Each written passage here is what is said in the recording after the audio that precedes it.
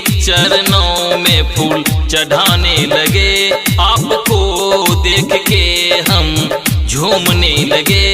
इस कदर आपका हम पे जादू चला, इस कदर आपका हम पे जादू चला।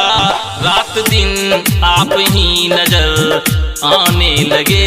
माँ तेरी चरणों में शीश झुकाने लगे।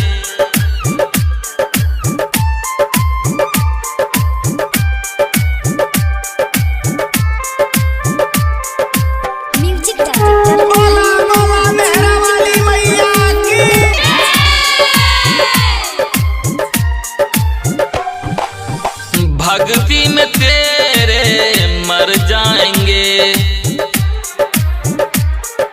तेरी कसम कुछ भी कर जाएंगे। भक्ति में तेरे मर जाएंगे, तेरी कसम कुछ भी कर जाएंगे। जीना मेरा मरना मेरा अब तेरे हाथ में, गुजरेगी उम्र अब तो तमाम तेरे साथ में।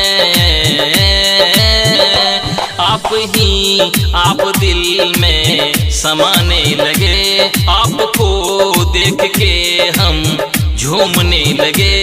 इस कदर आपका हम पे जादू चला, इस कदर आपका हम पे जादू चला। रात दिन आप ही नजर आने लगे। माँ तेरी चरणों में शीश झुकाने लगे। Music by Riya studio Khagaria.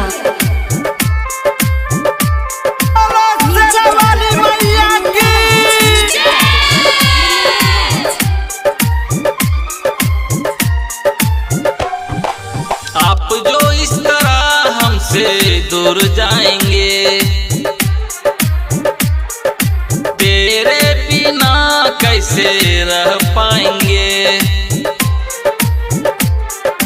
आप जो इस तरह हमसे दूर जाएंगे, तेरे बिना कैसे रह पाएंगे। पास आ अब ना सता अपने भक्तों को, रूठी अगर तू जो कभी आऊंगा मनाने को।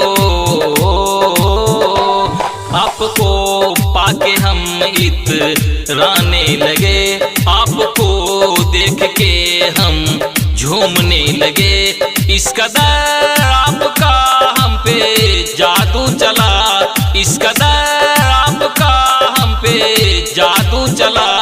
रात दिन आप ही नजर आने लगे, माँ तेरी चरणों में शीश झुकाने लगे।